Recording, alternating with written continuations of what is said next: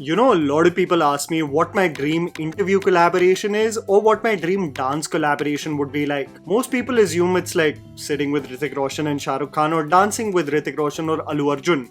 But you know what will be my absolute banger collaboration on this channel? Something I know everyone will tune in for? An intense artistic discussion between me and Urvashi Rotela. I'm just putting it out there in the universe that I cannot wait to cross paths with the legend to have an absolutely serious discussion about her journey. I think I will be putting on a performance of a lifetime, yes, but I think it will account for a video that all of you will tune in for. Hoping for the universe to somehow make this collaboration happen, let's start with another episode of absolutely unpopular opinions you will hate me for. I know many of you believe I play it safe, but let's take baby steps before we go absolutely wild, okay? So let's get into the video before you come out of the floodgates to already roast me in the comment section. हिम्मत है तो असली unpopular opinions बोलना, तेरा background बकवास है, तेरा format भी ठकेला सा है, hairstyle change कर दे अपना, शक्ल भी बदल दे.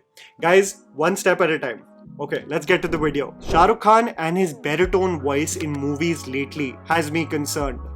This week, after the long slate of films to review, I was exhausted, so I did what any Bollywood fan of the mid-2000s would do. I went on an SRK movie marathon and I saw 3 films, Kal Ho Na Ho, Om Shanti Om, and just out of curiosity to revisit how bad it truly was, I saw, not the entire thing, glimpses of the abomination that is Jab Harry Met Sejal. And I noticed something that has been associated with films starring Shah Rukh Khan post the pandemic that just did not exist prior to it, and it is this baritone, husky delivery that is not character specific, but something that is just consistent with every role now. If you have seen any of Shah Rukh Khan's previous movies, especially emotional or intense scenes, you will notice a clarity in speech.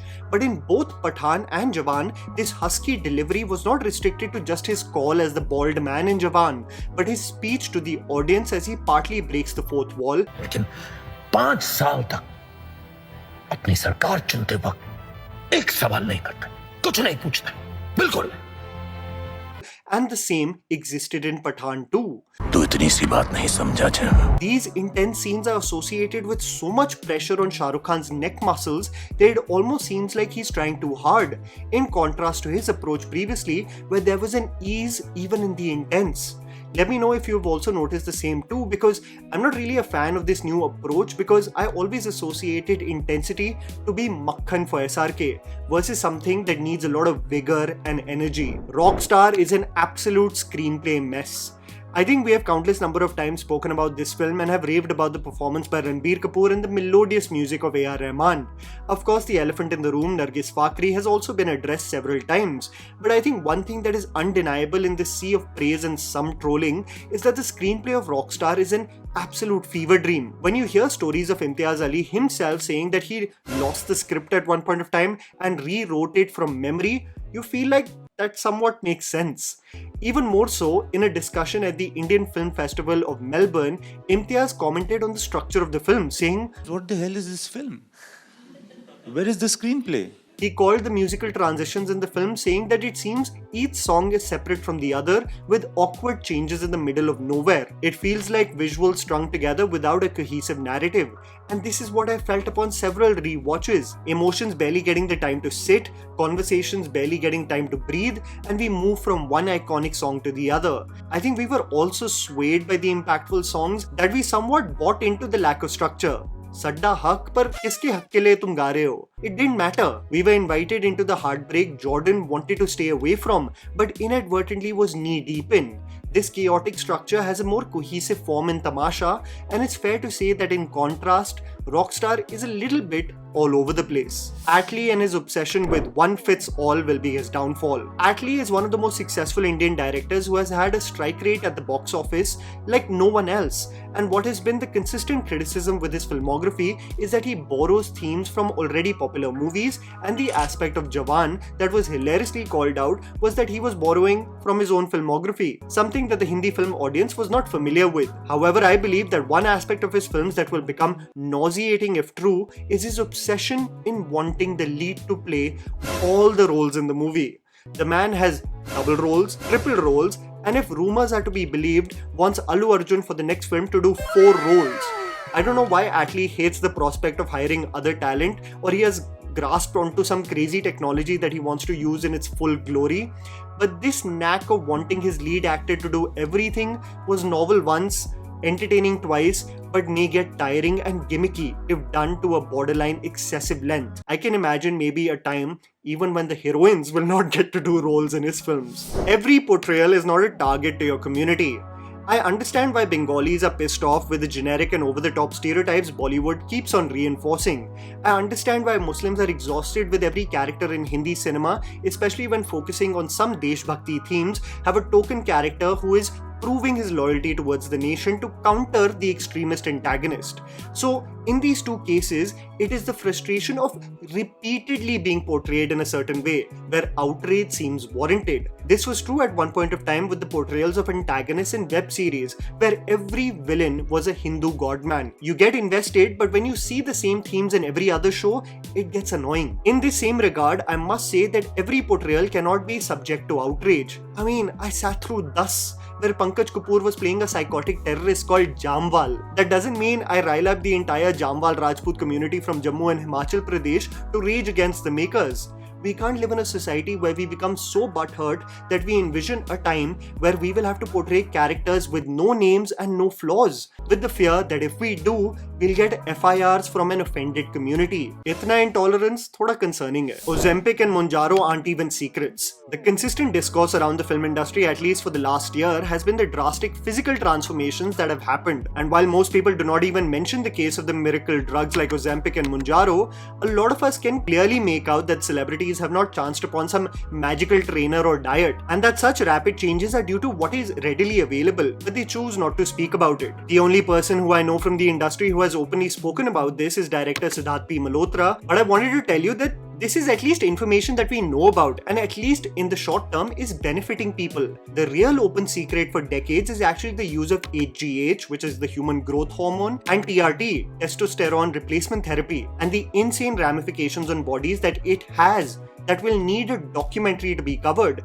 The only mainstream actor who has openly spoken about this is Imran Khan. The number of inside stories on how physical bodies and faces have been ruined just because of the maintenance required to look like demigods all year round is something not spoken about enough, not spoken about at all. I think it will require an actor way past his prime one day to give a tell-all interview about this, because we see the health complications actors deal with, but we never ever address the real issue. These godlike physiques are not naturally occurring, and people will be shocked when there is one day an unfiltered piece on the same. Aditya Roy Kapoor will never be a star. The man has everything. He's tall, he's handsome, he has decent acting skills, but the one thing that does catch up in this rat race is the lack of drive, and I must say that the nonchalant, easy, vagabond vibe of Aditya Roy Kapoor is charming for a bit, but it tends to get slightly frustrating for those in positions of power. This is an actor who will do everything required for the role when hired, but when it comes to the extra push of being aware about what is happening in the industry, actually being curious about the content being created,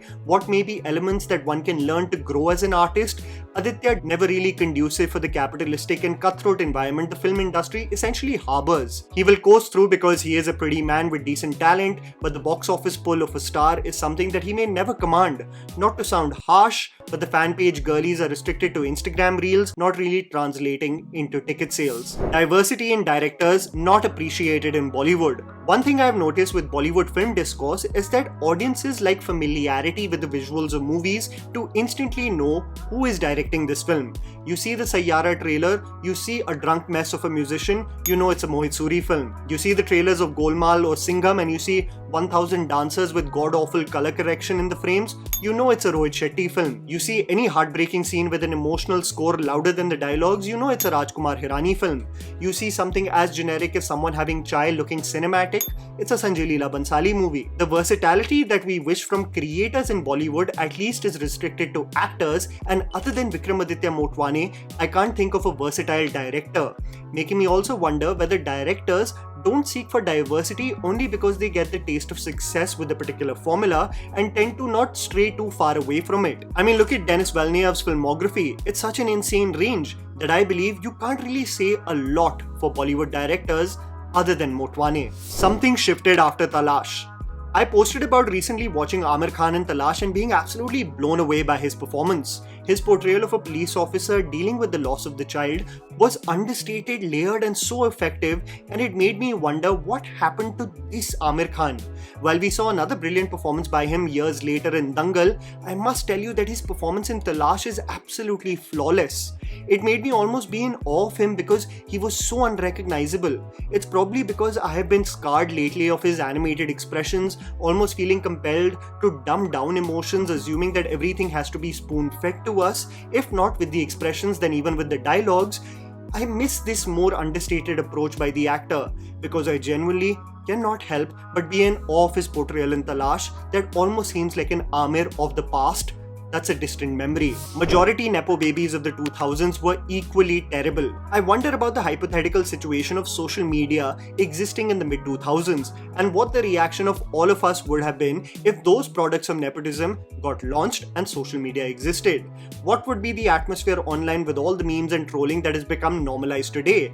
And I came to the conclusion that while we look back at our generation of 9XM and satellite reruns with great nostalgia, I am telling you that majority Nepo babies would have been equally, if not trolled more than kids today. You must realize that actors like Hrithik Roshan, Ranbir Kapoor, Vivek Oberoi and Shahid Kapoor were anomalies, but I am from the generation that has seen some god-awful performances from people who come from privileged film families who were given opportunity after opportunity despite knowing that the outcome is going to be the same. I sat through watching Uday Chopra pretend to be a desirable lead in Neel and Nikki, Fardeen Khan pretend to do intense heartbreaking dialogues in Premagan, Zayed Khan single-handedly ruining the emotional moments in Mehuna. If I sat through giving you a list of the 2000s batch of actors, the poor actors heavily outweigh the good. I mean, if social media existed then, I can't tell you how a celebrated actor like Kareena Kapoor would have been trolled, having been a part of such awful films with even more over-the-top performances. मेरे बारे में बात करते हुए सिर्फ मेरे बारे में बात करो, बाकी लड़कियों के बारे में नहीं। क्या क्या जानते हो तुम लड़कियों की साइकोलॉजी के बारे में?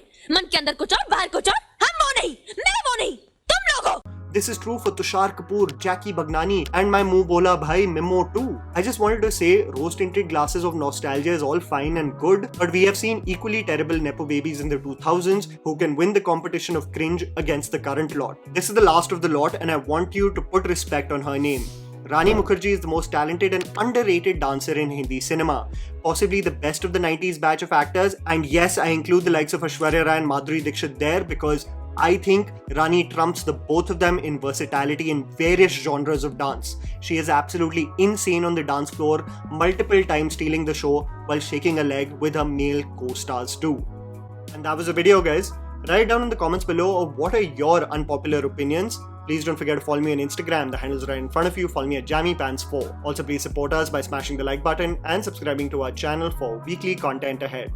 Thank you for watching.